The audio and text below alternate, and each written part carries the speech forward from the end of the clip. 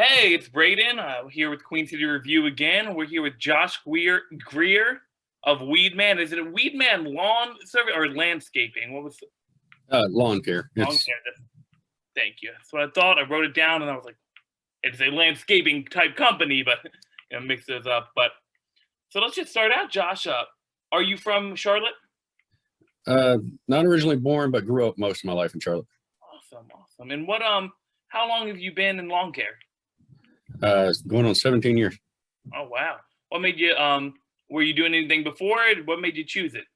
I was in the Marines, um, and got injured when I got out. The field I was working in, I didn't have the time or degree in. Just went to work for one of our competitors, what used to be one of our competitors that eventually got bought out, and started then. 13 years ago, I came and started working for Weedman and have worked my way up from an inside part-time salesperson to general manager. That's amazing, and thank you for your service.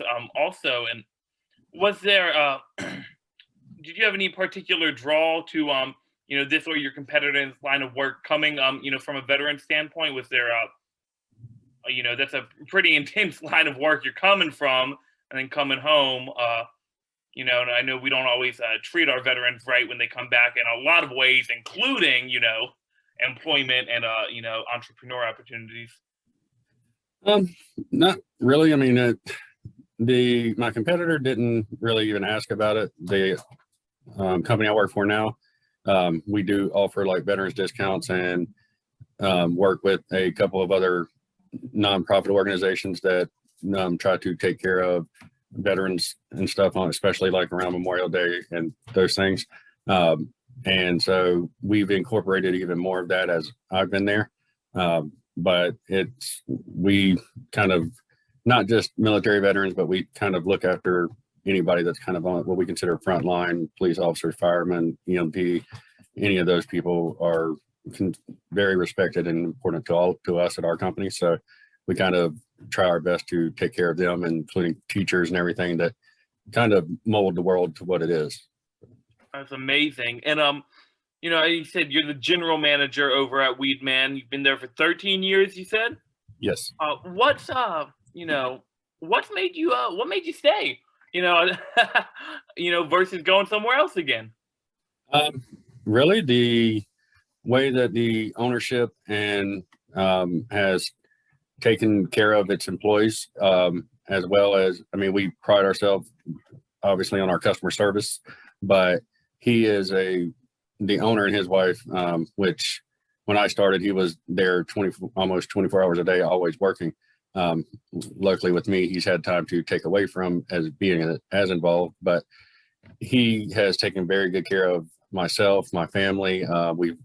He's always been very good about taking care of his employees and giving them a lot of paid time off, so they can spend holidays and stuff with their family. Each year every year I've been there except for one, and that was just a really tough year. We've been able to give raises and just try to keep our employees able to have a personal life as well as their work life. So we try to manage their hours to keep them from working too much. So it's always been more of a family environment instead of just you're going to work every day. Well, that's really impressive. Every year but one. In 13 years, that's 2 recessions you've been through, and every year but one. That ain't a bad track record. Speaking of, obviously, you've got a great relationship with your boss, the owner. Coming, from what you know and what you know about the culture of the business, what made him want to even start a lawn care business?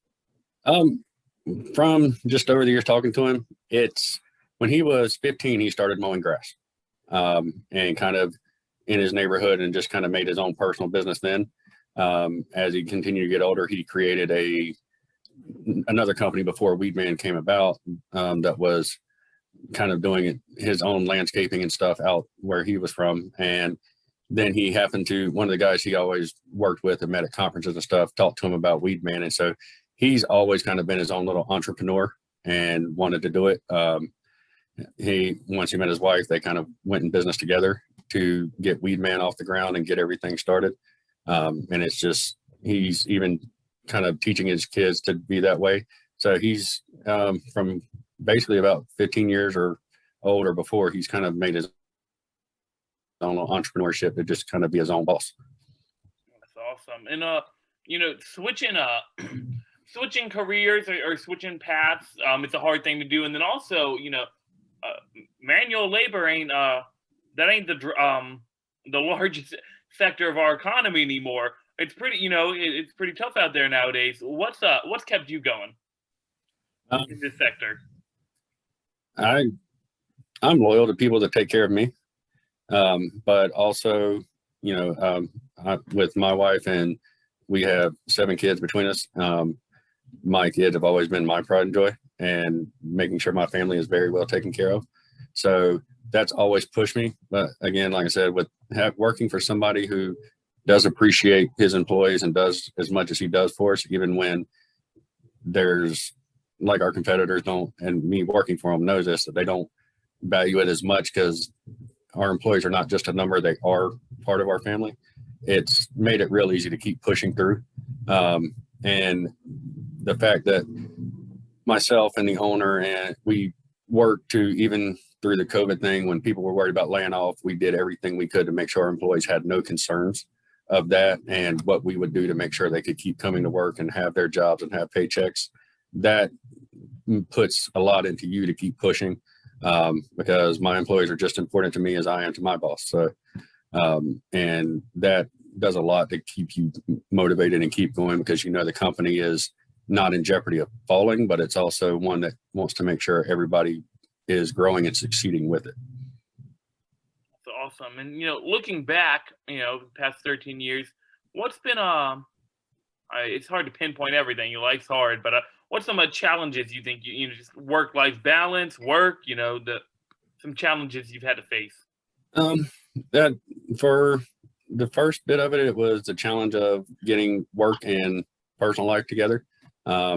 We actually had to sit down and for a few months kind of figure out how that worked, because at first there was a lot of long days, 6 and 7 days a week, trying to keep everything moving and going.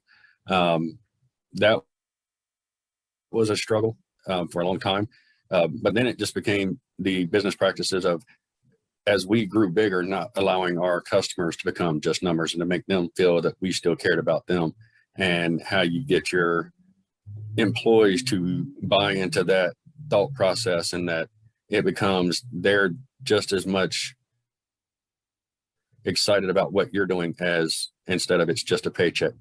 So that was a big challenge to get that in that kind of environment in, and to get our employees to start looking at that and buying into that.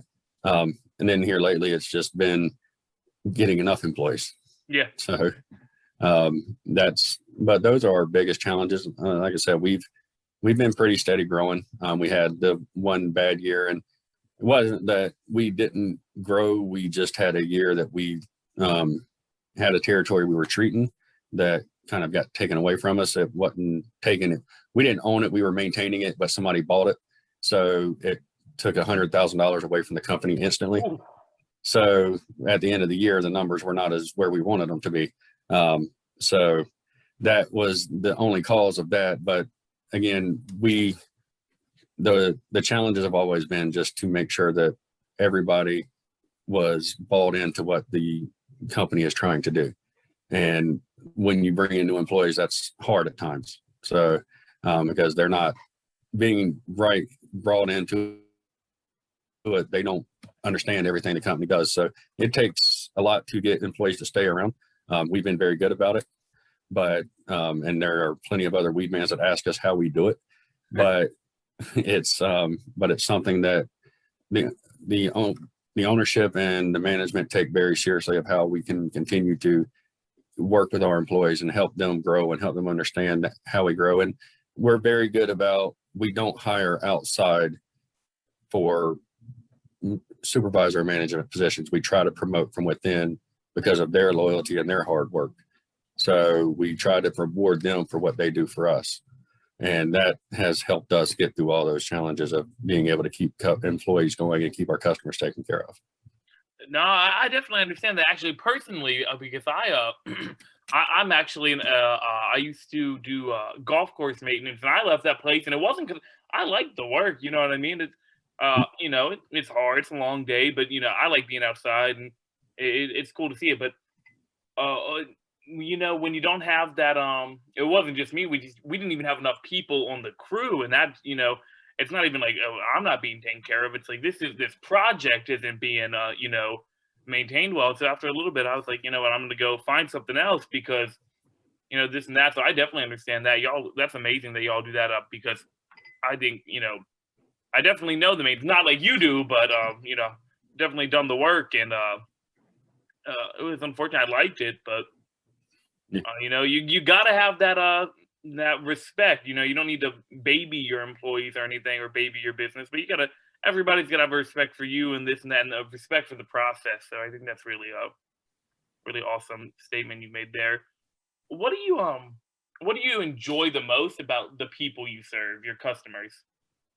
Um, I guess, well, sometimes that's a hard question, but the the After they thing write is, the is check. the thing we enjoy the most is just really being able to provide them what they're looking for. And we pride ourselves on being upfront, very not harshly blunt, but blunt about what to expect and what's going on. There's never a time that we will not give everything we can to a customer as far as the information they need and what to expect with what's happening. And we enjoy the feedback that they give us, that we're doing, of how good we're doing, how great their yards look, and that they're loyal to us, that when there is an issue, they don't just instantly cancel, that they call to find out what's going on and have us look at it. The customer interaction is very important to us. We pride ourselves on telling them to make sure they call us and reach out to us, email us. We never shy away from appointments with them. We don't. At one point we did, because we thought it was getting too big, and then we figured out on our own that the customers didn't like that. So we wanted that interaction with them. So we make sure that we're just as involved with them as they want us to be. Some customers never want to hear from us except for to tell us that we did their yard. Other customers want us to meet with them every so often, and we're happy to do it. And we tell them, just let us know. We'll schedule somebody to get out there. So that's our biggest thing, is just to know that we're doing everything we can to give them what they're looking for, and to be upfront and set the proper realities of what's going to happen and what to expect, so that there is no misunderstandings about what's going on their yard. Um, you know, in a business dealing with customers, is it always 100% everybody's happy? No, but with what we do, we tend to have a very high retention for our industry, because people won't understand and trust what we're doing, because we don't give them anything but the realities of what to expect when you're dealing with nature. So, And that kind of actually that goes in pretty well with my next question, which is anyway, I'm a customer potential. I got Weedman. I got two other companies. Why am I picking you? it's I mean, I pride myself on telling my own employees, don't badmouth our competition. Yeah. Because there I really didn't name is. nobody else. It's just what makes you shine. But there is there is a ton of people in our area. We cover a wide area. And realistically, there's probably enough work for everybody. But the thing that makes people choose us is when they call us, we still pride ourselves on not doing online measuring and doing those things. We want to see your yard. We want to come out and see what you're looking at. So we still go and physically visit every yard before we even give them a price quote. We give them a packet of information from the beginning that gives them all kinds of information about what to look at for their yard, what to expect. We call every single person that contacts us. We call them back and have one of our salespeople that talk to them. They all are former technicians, so they know the treatment side of it just as well as just trying to talk to somebody on the phone. And we don't make it a typical sales call. We're not pressuring you anything. It's your yard. You decide what you want to do. We're just giving you the options of what we can do to help it out. And it all depends on where you want to go and what all you want to invest in it to make it happen. And we make that a very valuable point whenever we're talking to any potential customer. We're not trying to push them into buying anything. If they want to use us, we're happy to. But if they choose to go somewhere else, we're not going to be mad at them. We'll be there for them if they need us later on. And we have always been one that when somebody asks us a question, even if they're deciding to do it on their own, we will give them advice of what to use. We're not trying to hide it from them just because we want them to buy from us. We want them to understand that we're going to be as honest as we can with everything that is out there, and what you can and can't put on certain things. So people typically use us because they feel more comfortable and trusting of what we're doing, and that we're not really hiding anything from anybody. It's all available. All you have to do is ever ask us. And you know what? I think there's a lot of respect, especially nowadays, where people have about that not pushing something. It's like, it is what do you want? We can do it. I cannot do it. It's here. You know what I mean? People, I mean, I know I don't like it when it's something too pushy. You know what I mean? I don't want to if I want a commercial, I'll turn on cable. You know? Well, and that's the training that we send our salespeople to. We use an outside training system for our salespeople. And that's the training they're taught is we actually ask for people to tell us no.